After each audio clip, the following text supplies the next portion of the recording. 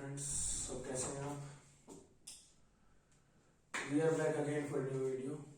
Last time जो हमने video की थी एप्लीकेशन ऑफ डेरिवेटिव की थी, सबको पता है। उसके बाद क्योंकि हमने उसका एक ही पार्ट किया था, अब उसको क्योंकि इसमें ना अलग अलग पार्ट्स हैं। डेरिवेटिव हमने रेट मेजर कर लिया, अब सेकंड है इंक्रीजिंग एंड डिक्रीजिंग फंक्शंस, फिर हम करेंगे टेंजेंट एंड नॉर्मल्स, फिर हम करेंगे अप्रोक्सीमेशन, लास्ट में हम करेंगे most important topic maxima and minima of a function. तो इंक्रीजिंग डिक्रीजिंग फंक्शन जो है ना, इसमें क्या होता है, इसमें फंक्शन कभी इंक्रीज करेगा और कभी डिक्रीज करेगा।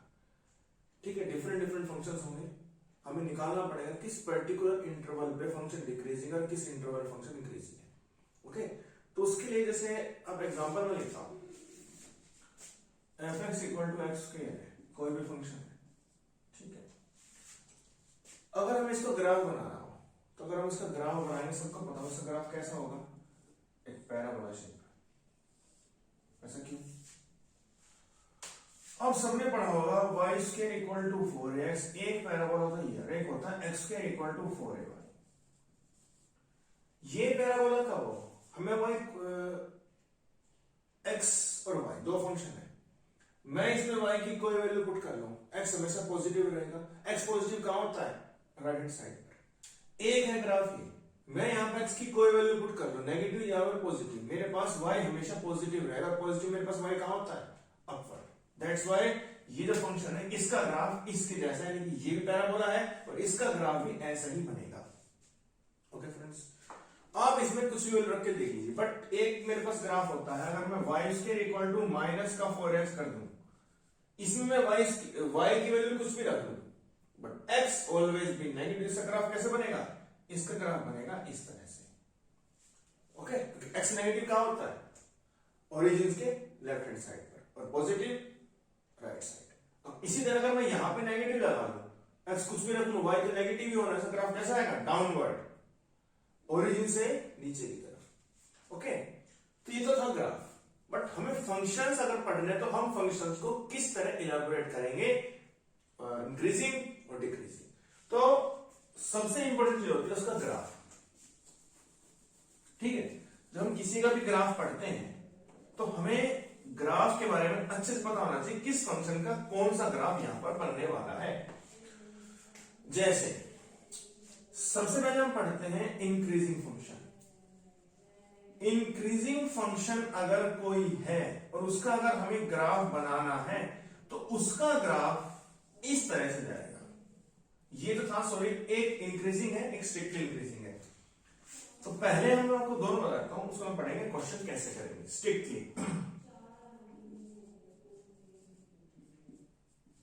स्ट्रिक्टली इंक्रीजिंग, देखो इंक्रीजिंग और स्ट्रिक्टली में डिफरेंस क्या है। देखो इंक्रीजिंग फंक्शन बढ़ा, लेकिन ऐसा नहीं है कि वो सिर्फ बढ़ा तो रुक नहीं सकता, वो रुकेगा भी, बट इसमें ऐसा कुछ नहीं है। स्ट्रिक्टली मतलब वो अगर बढ़ रहा है तो वो सिर्फ इंक्रीज ही करेगा, उसमें कोई रुकने का सवाल नहीं होगा। अब स्ट्रिक्टली ग्राफ पहले पढ़ते हैं। स्ट्रिक्टली का आपके पास ग्राफ इस तरह से जाएगा, रेगुलर इंटरवल पे इंक्रीज, यानी कि कुछ भी मेरे पास फंक्शन हो, कोई भी फंक्शन हो, y fx इक्वल टू कोई फंक्शन हो, मान लो उसकी वैल्यू जब रखोगे वो फंक्शन की वैल्यू जो ग्राफ बनेगा उसका रेगुलर इंटरवल पे इंक्रीज ही करता जाएगा। बट अगर मैं इंक्रीजिंग पढ़ रहा हूं तो मेरे पास कोई फंक्शन ग्राफ मान लो पहले बढ़ गया, उसके बाद वो कहीं पे रुक भी सकता है। रुकना मतलब है parallel to x axis, static constant function, उसके बाद वो दोबारा खुद को इंक्रीज करेगा। ये है इंक्रीजिंग का ग्राफ और ये है मेरे पास स्ट्रिक्टली इंक्रीजिंग का ग्राफ। समझ आया? बताएंगे भी आपको कैसे करना है, स्ट्रिक्टली इंक्रीजिंग और मेरे पास इंक्रीजिंग। देखो स्ट्रिक्टली का मतलब क्या होता है, मेरे पास जब हम किसी फंक्शन का, देखो इसमें हम चैप्टर का नाम क्या है, एप्लीकेशन ऑफ डेरिवेटिव्स। तो इसका मतलब ये कि डेरिवेटिव का काम तो यहां पे आएगा।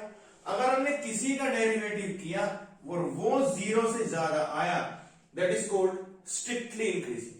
बट अगर हमने किसी का डेरिवेटिव किया और वो 0 से ज्यादा है, बट वो 0 भी है किसी पर्टिकुलर इंटरवल पे, 0 भी है किसी भी इंटरवल पे, that is called increasing function. क्योंकि देखो अभी चेक कीजिए, ये क्या है, मेरे पास ये लाइन है, इसके पैरेलल इसका मतलब क्या, इन दोनों में कितना एंगल बन रहा है, जीरो। और जीरो कब बनता है, जब tan theta zero, do you know the slope, the line makes an angle theta anti clockwise direction with respect to positive x axis, the tangent of that is called slope. अगर m equal to tan theta है, अगर दोनों के बीच में angle नहीं बना, इसका मतलब कितना, जीरो, तो tan zero zero, that is called the f dash x। f dash का मतलब क्या होता है, स्लोप ही तो होता है, slope of tangent dy upon dx या फिर ग्रेडियंट। ओके स्टूडेंट्स, समझ आई थी ना, इंक्रीजिंग क्या होता है और स्ट्रिक्टली इंक्रीजिंग क्या होता है, ये दो ग्राफ आपको अच्छे से पता होने चाहिए। अब हम पढ़ते हैं स्ट्रिक्टली डिक्रीजिंग और स्ट्रिक्टली डिक्रीजिंग फंक्शन। बहुत ही इंटरेस्टिंग टॉपिक है, सब ध्यान समझना, आपके एग्जाम में इसके क्वेश्चन डेफिनेटली आपको मिलने वाले हैं। सिर्फ चेंज ग्राफ में, क्योंकि ग्राफ ही सबसे इंपॉर्टेंट होता है, किसी फंक्शन का ग्राफ हम कितने अच्छे से समझ पा रहे हैं। सबसे पहले होता है डिक्रीजिंग फंक्शन, और यहां पे होता है स्ट्रिक्टली डिक्रीजिंग। देखो स्ट्रिक्टली डिक्रीजिंग का मतलब मेरे पास क्या है, अगर किसी फंक्शन का ग्राफ है तो वो रेगुलर इंटरवल पे सिर्फ घटता ही जाएगा, वो रुकेगा नहीं, बट डिक्लाइन ही करता जाएगा। बट डिक्रीजिंग में ऐसा नहीं है, उसमें क्या है, मेरे पास अगर कोई फंक्शन का ग्राफ है, डिक्रीज हुआ फिर रुका, उसके बाद फिर उसने खुद को डिक्रीज किया, that is called the function decreasing. ये है स्ट्रिक्टली डिक्रीजिंग और ये है सिर्फ डिक्रीजिंग। यानी कि अगर कोई फंक्शन का ग्राफ है तो अगर रेगुलर इंटरवल पे खुद को डिक्लाइन कर रहा है, इसका मतलब वो स्ट्रिक्टली डिक्रीजिंग है। बट अगर किसी ने खुद को डिक्लाइन किया, किसी एक इंटरवल पे रुक गया और उसके बाद दोबारा वो डिक्रीज होना स्टार्ट हुआ, that is called the decreasing. इसका मतलब क्या है students, f dash x less than zero और f dash x is less than equal to zero. इसको बोलते हैं मेरे पास क्या, graph of function strictly decreasing और नॉर्मल फिर डिक्रीजिंग फंक्शन। अब ये तो हमने ग्राफ को सीख लिए, बट हमें क्वेश्चन जो है, जो इसके जैसे क्वेश्चन बनने वाले हैं, वो हमें आने चाहिए कि क्वेश्चन अगर हमें सोल्व करने के लिए आ जाए तो उसको हम सोल्व करेंगे कैसे। उसके लिए फ्रेंड देखो क्या तरीके होते हैं, सुनो ध्यान से सुनना सब। अब मेरे पास मैं कोई भी फंक्शन लूंगा, ठीक है, तो सबको यहां पे ग्राफ समझ में आ गया होगा, क्योंकि ग्राफ ही सबसे इंपॉर्टेंट होता है इस टॉपिक में, ठीक है। देखिए जैसे 3x + 7 है, where x belongs to real number, ये एक फंक्शन है। उसने ये बोला कि इस फंक्शन को स्ट्रिक्टली इंक्रीजिंग प्रूव कीजिए कि x की मैं कुछ भी वैल्यू रख लूं, ये फंक्शन हर बार आपके पास स्ट्रिक्टली इंक्रीजिंग ही रहेगा। और उसको करने के लिए सबसे पहला काम होता है डेरिवेटिव। इसका डेरिवेटिव होगा 3, क्यों, x का 1, 3 × 3, 7 कांस्टेंट है 0, और 3 सबको पता है हर बार 0 से बड़ा ही होगा। मैं इसमें कुछ भी रख लूं x पर, तो इसमें x बचा ही नहीं है, तो रखने के लिए कुछ है नहीं, इसीलिए मेरे पास हर बार 3 आएगा। और 3 का मतलब क्या है, किसी भी वैल्यू पे 3 हर बार 0 से बड़ा ही होता है, इट मींस 0 से ज्यादा, तो strictly increasing at every real value of x। आया समझ, x की मैं कुछ भी रख लूं वैल्यू, ये फंक्शन जो है ये हर बार स्ट्रिक्टली इंक्रीजिंग क्यों होगा, क्योंकि हर एक वैल्यू पे 3 देगा और 3 हर बार 0 से बड़ा ही होता है, that is why this function is strictly increasing. अब जैसे e⁻²x + 5 where x belongs to real number, उन्होंने ये कहा है इसको भी स्ट्रिक्टली इंक्रीजिंग प्रूव कीजिए। अब वो डिपेंड करेगा किस पे, e की वैल्यू पे। अब e की वैल्यू के लिए तो हमें सबसे पहले देखो 2 चीज सीखनी है। सबसे पहले हम करते हैं, इसका जो फंक्शन है इसका हम करते हैं डेरिवेटिव। e⁻² का हो जाएगा, और कितना होगा 2x का 2, प्लस में तो 0 हो गया, तो इसको लिखने की जरूरत नहीं है। जब भी हम किसी फंक्शन का डिफरेंशिएशन करते हैं तो वो किस पे डिपेंड करता है, x की वैल्यू पे। अब जो हमने डेरिवेटिव किया, fx था e⁻² + 5, e⁻x का e⁻x होगा, डॉट में पावर का भी तो करना है, कितना होगा 2x का 2 और 5 कांस्टेंट है 0। अब देखो, क्या मैं इसको 2 e की पावर x का होल स्क्वायर लिख सकता हूं? बिल्कुल। अब उसने बोला है x belongs to R real number, that is combination of rational plus में इरैशनल नंबर्स। अब यहां पे x की वैल्यू में कुछ भी रख लो, नेगेटिव पॉजिटिव स्क्वायर है तो नेगेटिव का स्क्वायर भी पॉजिटिव और पॉजिटिव का स्क्वायर तो पॉजिटिव होना ही है। इसका मतलब x की हर एक वैल्यू पे ये भी 0 से ज्यादा ही होगा। It means at every this function is strictly increasing function at every value of x. अब एक चीज आपको और पता होनी चाहिए, कभी फंक्शन ऐसा भी आएगा ना तो वो खुद को इंक्रीज करेगा और ना ही वो खुद को डिक्रीज करेगा, नाइदर इंक्रीजिंग नो डिक्रीजिंग। उस फंक्शन का ग्राफ और उस फंक्शन को हम कैसे साबित करेंगे कि वो फंक्शन ऐसा है, उसमें देखो उसका ग्राफ आपके पास कैसे बनता है, जैसे कि ये इस तरह का फंक्शन। अब ये function neither increasing not decreasing का ग्राफ शो कर रहा है, बट वो किया कैसे करने के लिए सबसे इंपॉर्टेंट चीज ग्राफ को समझना। ये किसका ग्राफ है? That is called sinusoidal wave, यानी कि ये एक साइन एक्स का ग्राफ है। आया सबको समझ? जिस साइन एक्स का ग्राफ है, और इसके लिए आप देखिए यहां आपके पास कितना है? 0। यहां पे इस फंक्शन की मैक्सिमम वैल्यू है, यहां पे मैक्सिमम है, यहां पे मैक्सिमम है और यहां पे मैक्सिमम है। साइन की मैक्सिमम वैल्यू कहां पे होती है फ्रेंड्स? दोबारा अच्छे से ग्राफ बना लेते हैं, कोई दिक्कत नहीं है। ये देखो तो ठीक है, maximum minimum sine to the 0 π/2 pi 3π/2 2π 5π/2 और यहां पे आपके पास 3π। हर एक इंटरवल में π/2 का डिफरेंस पड़ रहा है। सबसे बड़ी वैल्यू साइन की π/2 हुई, यानी कि 0 से लेके π/2 इंटरवल पे फंक्शन ने खुद को इंक्रीज किया है। देखो मैंने यहां पे ओपन इंटरवल लगाया है, इट मींस मैंने 0 को इंक्लूड नहीं किया है। 0 से बड़ा और π/2 से छोटा, यानी कि 0 से π/2 के बीच में। और उसके बाद जब मैं π/2 से लेके पाई तक आया तो फंक्शन ने खुद को डिक्रीज कर लिया, डिक्लाइन किया। अभी हमने ग्राफ में पढ़ा था, अगर फंक्शन खुद को इंक्रीज कर रहा है तो स्ट्रिक्टली इंक्रीजिंग है, अगर फंक्शन का ग्राफ डिक्लाइन कर रहा है तो स्ट्रिक्टली डिक्रीजिंग है। लेकिन अगर मैं आपसे पूछूं 0 से पाई क्या हुआ? 0 से पाई पे फंक्शन इंक्रीज भी और फंक्शन डिक्रीज भी, दोनों काम हुए, एक काम तो नहीं हुआ। अगर किसी इंटरवल पे दोनों काम हो रहे हैं, यानी कि नीदर इंक्रीजिंग नो डिक्रीजिंग,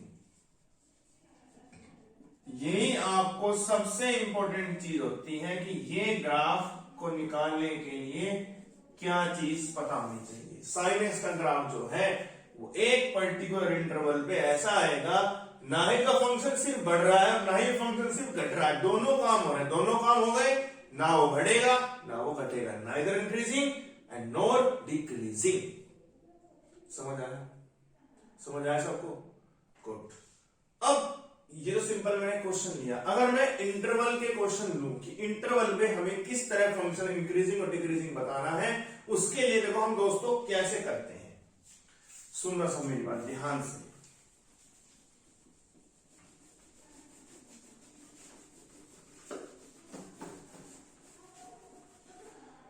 जैसे मैंने एक फंक्शन ले लिया 2x² माइनस का 3x प्लस में 5। ये एक क्वाड्रेटिक इक्वेशन है या फिर क्वाड्रेटिक पॉलिनोमियल है, क्यों? इसकी डिग्री 2 है, डेरिवेटिव तो इसका भी होगा। डेरिवेटिव हमने किया f डैश कितना आ गया? 4x minus 3। अब हमें इसमें क्या है, इसमें उसने वैल्यू नहीं दी x की, बट इसमें तो हमें निकालनी है, क्योंकि x की वैल्यू के बिना हम इंटरवल कैसे बनाएंगे, और इंटरवल नहीं मिलेगा तो फंक्शन बता नहीं पाएंगे कि वो घट रहा है बढ़ रहा है। तो उसके लिए हम क्या करते हैं, इसको 0 मान लेते हैं। जीरो मान के क्या होगा, एक्स की वैल्यू निकलेगा। एक्स की वैल्यू को क्या कहेंगे, एक्स की वैल्यू को बोलते हैं क्रिटिकल पॉइंट्स या फिर एक्सट्रीम वैल्यूज। तो यानी कि एक्स की वैल्यू कितनी आ जाएगी, 3/4। अब सबने 8th 9th क्लास में नंबर लाइन तो पढ़ी होगी, तो नंबर लाइन हमने ड्रॉ कर दी। नंबर लाइन हमने ड्रॉ कर दी, जो भी हमारे क्रिटिकल पॉइंट्स आए, चाहे वो 1 हो चाहे 2 हो, जितने भी क्रिटिकल पॉइंट्स हैं उनको नंबर लाइन पे शो कर देना। हमें ये बताना है किस इंटरवल पे ये इंक्रीज है, किस इंटरवल पे ये डिक्रीज है। बट मैं स्ट्रिक्टली की बात कर रहा हूं, ओके। 3/4 से कम वैल्यू रख के देखो, कुछ भी अपने दिमाग में, अपने माइंड में कोई भी नंबर ऐसा सोच लीजिए, चाहे वो रियल नंबर सोच लो, कुछ भी, वो 3/4 से कम हो रहा है। एग्जाम्पल तौर पर मान लो 0 है, यहां पे रख के देखो 0, एक्स की वैल्यू 0 में से 3 गए -3, यानी कि इस इंटरवल पे मैं कुछ भी वैल्यू पुट कर लूं 3/4 से कम, ये फंक्शन हर बार डिक्रीजिंग यानी कि नेगेटिव वैल्यू ही देगा।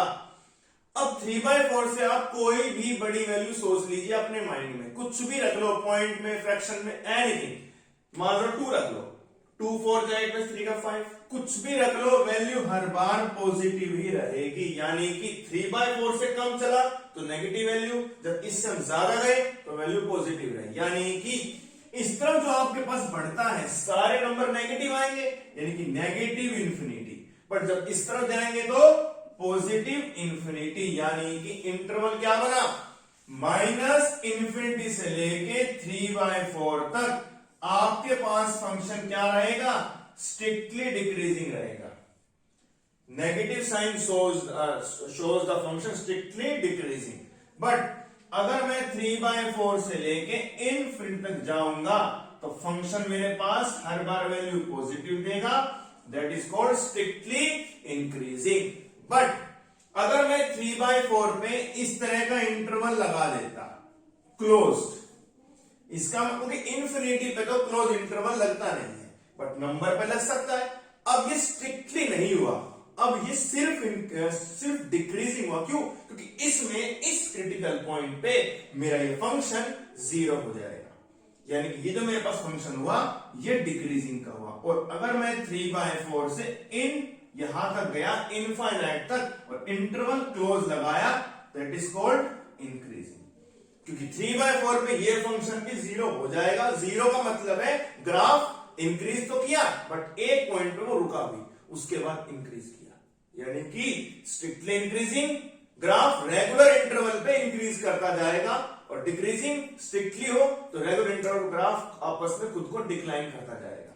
बट अगर इंटरवल क्लोज्ड है तो इसका मतलब वो इंक्रीजिंग है, अगर वो इंटरवल ओपन है इसका मतलब वो स्ट्रिक्टली इंक्रीजिंग या फिर डिक्रीजिंग। ओके, एक चीज और, अब जैसे e⁻x 2x था हमारे पास, हमने इसका क्वेश्चन ग्राफ से भी कर लिया, और आपके पास वैल्यू को पता होगी इसका ग्राफ मेरे पास इस तरह से चलता है, ये कभी इसको टच नहीं करेगा, देख लीजिए। अब जब टच ही नहीं करेगा तो 0 तो हो नहीं पाएगा। और देख लो ग्राफ रेगुलर इंक्रीज करता जा रहा है, वैल्यू पॉजिटिव आती जा रही है, इसीलिए आप इसको ग्राफ से कर लो। लेकिन मेरे हिसाब से बेस्ट मेथड है डेरिवेटिव, क्योंकि डेरिवेटिव से हम किसी भी फंक्शन का इंटरवल निकाल सकते हैं for finding function strictly increasing और स्ट्रिक्टली डिक्रीजिंग। तो आज की वीडियो अगर आपको हमारी अच्छी लगी उसको लाइक, शेयर, सब्सक्राइब, कमेंट करें।